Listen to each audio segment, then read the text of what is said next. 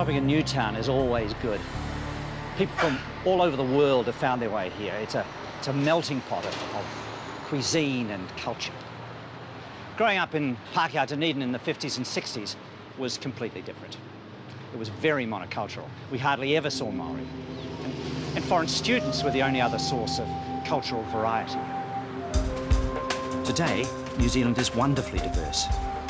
We're home to immigrants from the Pacific and Asia, Africa and Europe, and to refugees, people who've survived persecution and escaped here to safety. But refugees aren't just New Zealanders. They've all got a history. Behind everyone who's found asylum here, there's a story. Kosal Parseth is a refugee from Cambodia. His escape from the killing fields is extraordinary testimony to his determination to survive, the sustaining power of faith, and the bonds of family. But before the Khmer Rouge's arrival in Cambodia's capital, Kosal's life had seemed so full of promise. Life is just amazing. Life is beautiful. It's just I'm going to school and then enjoy school with my brother and sister, and I have family, which is a beautiful dad and mom to care about all of us. And my mom just a school teacher, and then we be able to go to school and really have fun with her sometimes. And dad is not taking us to school every day because he's quite busy, as a deputy mayor of the capital city, and right. He handles a lot of good job there. Yeah, yeah. So it's quite high status. Yes, it is. Yes.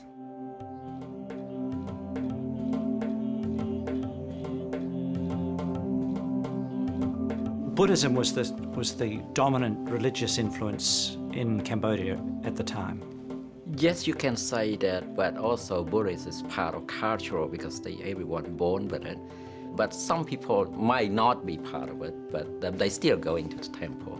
Right, so even if they weren't practicing Buddhist because it's part of the culture, they would always get caught up in that life. Yes, that's right. They just join the, just example like New Year days and things like that. They just join it and practice the way, just like Christmas, everyone can celebrate, and I celebrate as well, even though I am a Buddhist. It doesn't matter because this is just part of culture.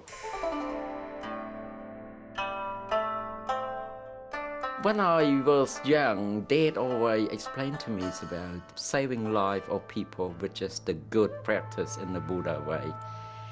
And Dad said that I want you to be something which is higher than me. Yeah, I want to see you to be a doctor one day, and I might stand beside you. I'm going to be proud of you.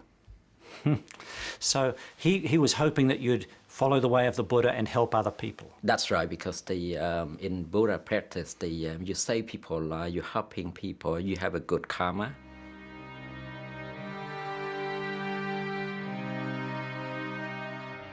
Meanwhile, there was something of a coup taking place on the political scene, and the Khmer Rouge were fighting their way to take control of Cambodia. When did you become aware of that? There are some sort of students which is they protest from day to day, but they always told me not to join them because they too much involved with the politics. And I just keep concentrate on school, that's all. Right. Yeah, that's right. Be a good boy. Right. Do you remember the day that the Khmer Rouge actually took over? Actually, it was a New Year Day in 1975, on the 17th of April, which is the day that the family members, they come together. So it's just like the way Kiwi people, on the Christmas Day, they just fly to see their family member, exactly the same. And then the radio announced that the government, they disarm, and then the war is over. We're quite happy, everyone, including myself, even my dad, my mom is quite happy. My grandfather also happy. The Khmer Rouge army come into the city. we just, waving and enjoy it. We thought that, oh, wow, the war is over, and then just kind of like welcome to the Khmer Rouge army. And we don't know about whatever they are, the communists or whatever. We don't know at the time. We don't know. Mm-hmm. But very soon, it had a very profound impact on your family itself. It's very hard. Take your time.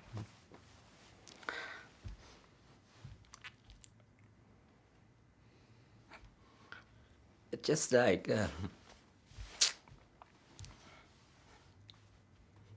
when my dad got killed.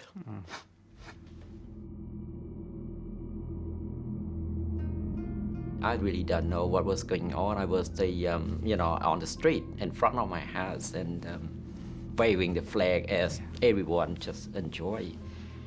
When we run over to my dad, then my dad just calling us. But when I came, he's got shot already. And two of them, staying with my dad, and we don't know they are part of Khmer Rouge. And we don't know, and they are very acting normal, just like everyone, and just my dad really liked him, both of them. So he was shot by one of these friends. The person who worked for him. Yeah, who worked for him that he quite liked. Yes. He just kind of like, lays in the pile of blood surrounding. And my mom just started crying. Yeah. And this was because he was the deputy mayor? They intend to kill everyone, which is they believe is part of government. Yes. And at the time, we can't do anything.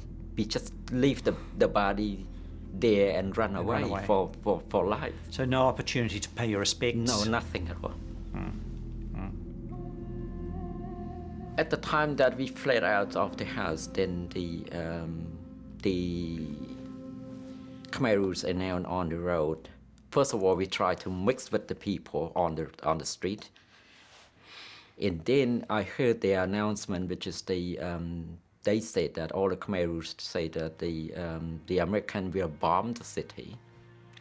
So the authority, the Khmer Rouge authority, the UNCA want everyone to get out of the house as soon as possible.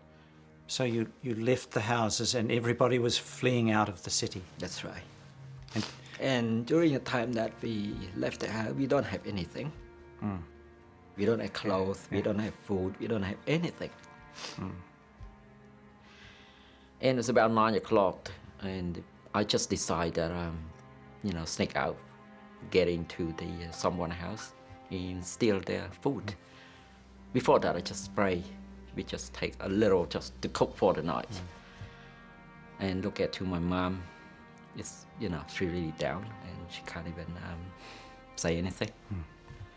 My grandfather, he also really down as well, and he's quite old at the time. He was 78. And as you understand that in Cambodia, it's very hot and humid. And 2 days later, 10 kilometers from the Phnom Penh, just about that, my grandfather just died. He died too? Yeah. So your family was just devastated? Yes. And you were in the midst of a whole lot of people who were leaving the city? Yes, we are. We are in a crowd of people. But, it happened to everyone, so nobody cares. Yeah, there's nobody... No. Yeah. It takes us about 20 days to get to my mom's hometown. Then my aunties told us that if you come to your hometown, these people know where you're coming from, you will die. So they understood by then that the Khmer Rouge wanted to kill everybody who'd been in the city? That's right. And because I, as you can see that I wear glasses, just my eyesight is not that good. I become, intellect to them. Once they knew who you were and that you were an intellectual, they sent you to a camp. A camp, which is a youth center. Right. Yeah. I was separated from my family since that day. Ever since. And at the time that I realized that if I keep wearing glasses again, then I will be die. Then I throw it away.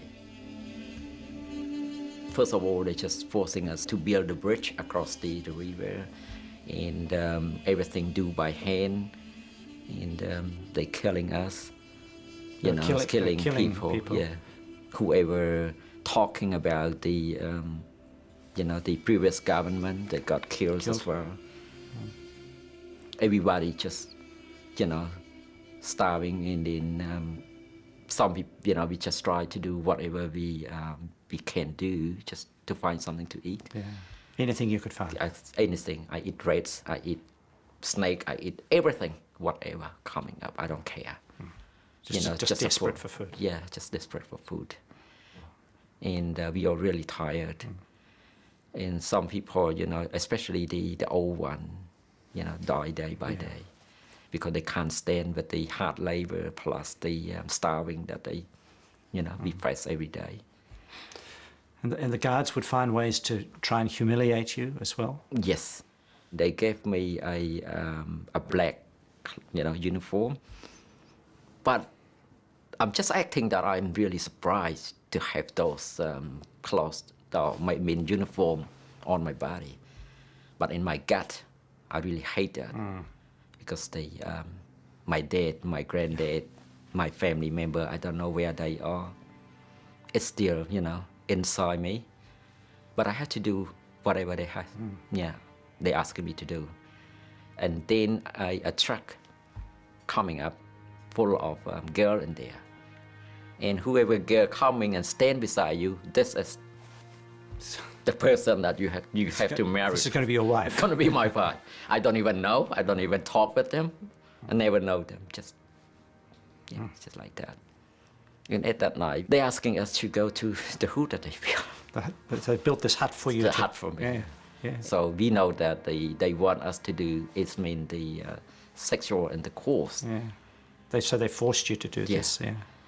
And we going there, it's about, just like 6, 7 p.m. The girl sitting nearby me, she's about to cry, and we just talk quietly, and I just say, I'm sorry, I can't do it. And she just say, please do it, otherwise we're gonna die. Both of us gonna die. So, I'm just say sorry and do whatever. At that night, it's about 4 or 5 couples been killed. Because they wouldn't? They wouldn't go through that. Yeah.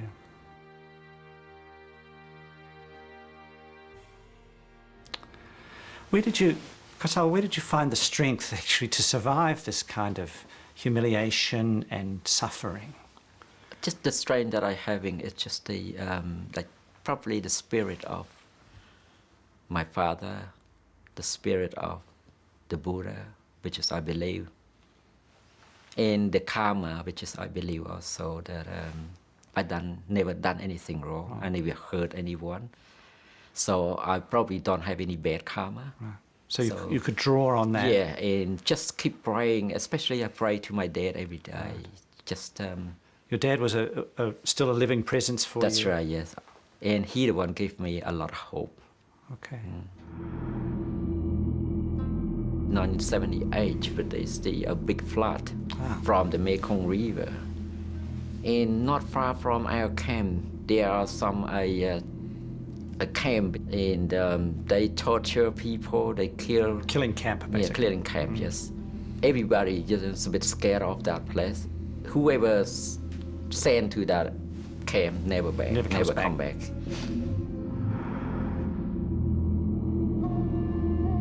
So the water is everywhere. I've been ordered with another friend of mine, which is two of us, to having a boat. Yes. Yeah, a little canoe. Yes. Just 2 of us, and then they gave me a fish net, so to run across the flooded river. Yeah, the flooded river. You had to put the fishing net out to stop the bodies going downstream. Yeah, downstream, and then make sure that it's not allowed that boat, all the body come to the village. If the body come to the village, we got killed. You would be killed if you let any through. That's right.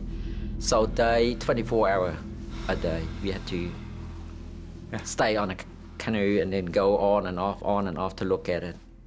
how can you stop? Some of them is kind of like over. Then very difficult and.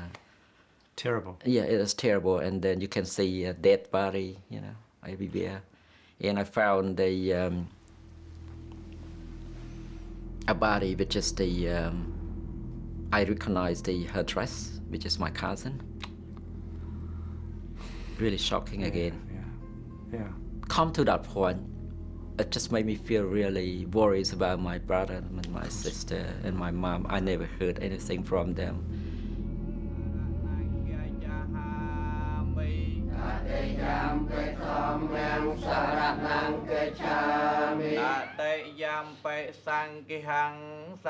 In the midst of all this, Kosal, what was the Khmer Rouge's attitude to the Buddhist community, to the monks and the temples? No monk. No monks. So they wanted to get rid of all the monks. Get rid of all those, and they always say the monk is just like a worm in the society. A worm in the society. A worm in the society, which just mean like nothing. Right. They forced all of those men to work as they, like everybody. Right. And they used the temple, the worship place, to be a prison. Oh, really? They turned a temple into a prison? A prison place. They turned it to a killing place. Yes. The authority, they are Angkar. Okay. They can kill you. Right. They can punish you. They can do whatever they do. There is no judge, no justice system. The Angkar is the supreme authority. It's the supreme authority. Even a little boy, 6, 7 years old, they can kill him. Yeah. The Vietnamese came and liberated Cambodia. Soon after that, we know that we are free. So I ran away from the camp, just like everyone, in the camp. Yeah. And I just run toward my mom and my brother and sister that I never seen for over 3 years. Yeah. So you ran back to your mother's village? Yes. Yeah. Unfortunately, when I get there's no sign of them. And I said, where is the place that they evacuate to? And they said probably in Posat province, which is west of Phnom Penh, Right. probably around like over 1,000 kilometers to walk. Like I don't even have shoes. But I get used to it during the Khmer Rouge 3 years that I'm staying without food for any shoe for 3 years. So it took me so long to get to Phnom Penh. Then I ran across the city toward to my house. And emotional happened again. Yeah. In the pile, of blood is still there. But it's okay, because the feeling that I have at the moment, just find my mom. I'm quickly run inside, and I found my dad's picture, my picture. Right. Great. Which is at least. At least you have a photo of him. I have a photo of my dad, and it was very valuable for me. Oh yeah. I keep it and then. Start to find the food to eat. Stealing again. Yeah. It's just kind of like stealing every day. Take me about 1 month and a half to get to the Posat province. Yes. And people just everywhere on the street because people are just going back to their hometown. They try to find their family, and so do I. I'm one among millions of people just find my mom. I heard that there are some of them has been sent to the Battambang province. Yes. Battambang is close to Khmer-Thai border. Getting there are no sign of them, and lost the hope again and again and again. Then I met 2 of my friends. Oh. We just stay looking for a family their families too. Yes, yeah. I met 2 of them, and we become a good friend. We sharing food together every day, and they are very nice. They are very, very best friend that I ever have in my life. we heard the news that there are some refugees along the border. And then we decided to go. And as you understand that, Khmer Rouge has been laying a lot of landmines along the border. Yes. Yeah, we walk from day by day with praying. One of my friends just stepped on the landmine. Just half of his body gone. Yeah. And he kept smiling, didn't even say a word. I can't do anything. So I just stand there and cry with the other friend, and until he gone.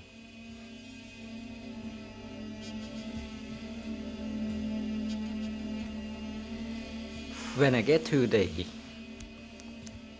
border, it's quite happy, to see UN flag there. Then they waving. Unfortunately, I was so dehydrated. Yeah. Then I collapsed. I was in coma. But at the time that I was in a coma, I can see my dad. I'm running around with my grandpa, with my dad, with my mom, But I don't even know. Just a spirit. Yeah. After that, I was in the refugee camp and become a refugees under the United Nations. Getting there, life's a bit better. I don't need to steal food anymore. Yeah, at least. I'm not a thief anymore. Not a thief and no more landmines. No more landmine. Yes. We having a doctors, some sort of organization there. We have a temple. Okay. And we have some sort of school that we can go to. Everyone can go to study.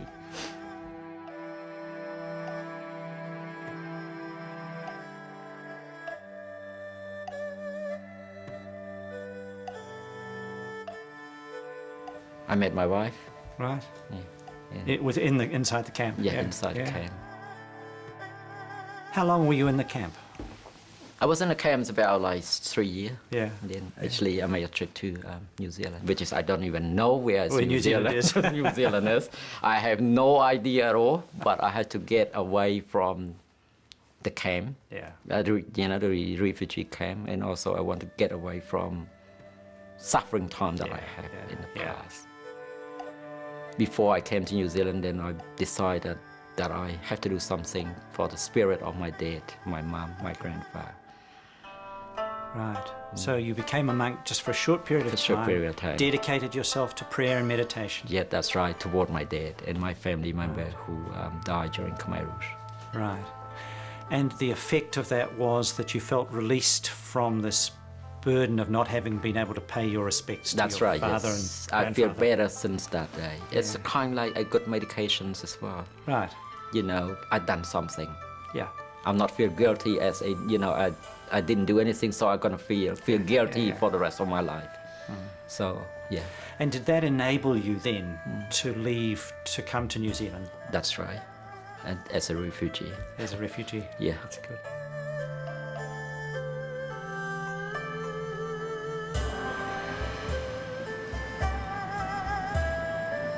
When I get out of the airport, it's very bushy around. Yeah, that's right. And there are a lot of ships around. When the bus is coming out the airport, I feel, whoa, where's that? Well, I'm in the middle of the jungle again. The bus gets through to the Mangri Refugee Center. We feel relieved, and we can see the atmosphere, and we can see the clean country. Which is we have to stay there for 6 weeks and doing orientation, medical checks, and learning some sort of basic English as well. Right. Yeah. I choose to pick up some small course, which is I can learn and to find a job, and got qualification. Then start to work as an interpreter for almost 16 years. 16 years now. Yeah, that's right. Do you think in both ears or just one ear? តែយើងគិតថាវាស្ដាប់អត់ឮទៅជាទាំងសងខាងឬក៏តែមួយខាង តែមួយខាងឯងមួយខាង The work involved with the interpreting for the hospital. Yes. And because I was employed by the County Manukau District Health Board, I could not complete my father's wish and my wish to be a doctor. But at least I feel satisfied, which is I can be able to work inside the hospital, in the field which is I love to be. But as an interpreter, you are serving people. That's right, yes. Serving and helping people, which is good.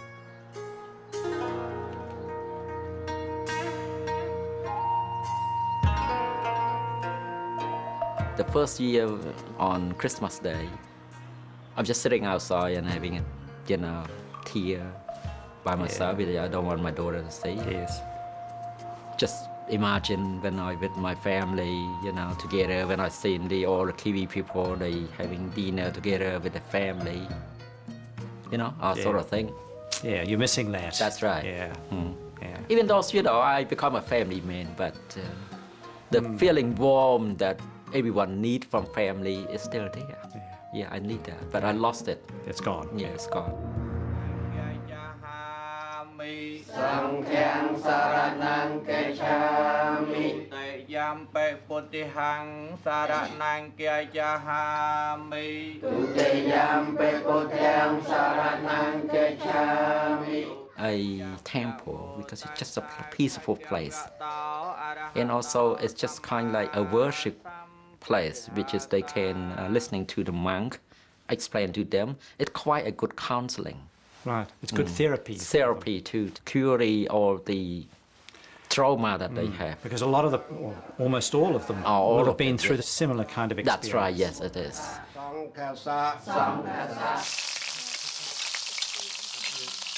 Your two daughters have now grown up, and you've separated from your wife of that you met in the Thai That's right, camp. yes. And you're remarried? Yes, I do. And I got another daughter, which is only 18 months old. Right.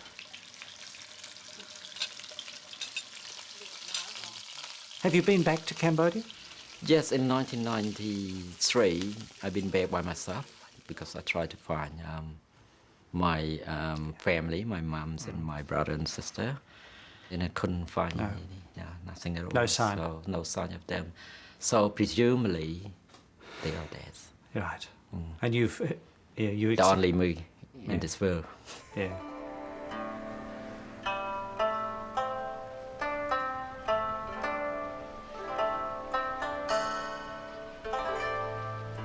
Do you still think of Cambodia as your spiritual home, or is that here now? New Zealand is home, to be honest.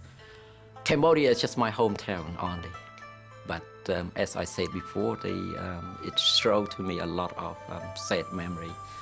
But New Zealand gave me a good hope, a good place to live, and I never ever forget it. And I really, really thank you to all New Zealanders.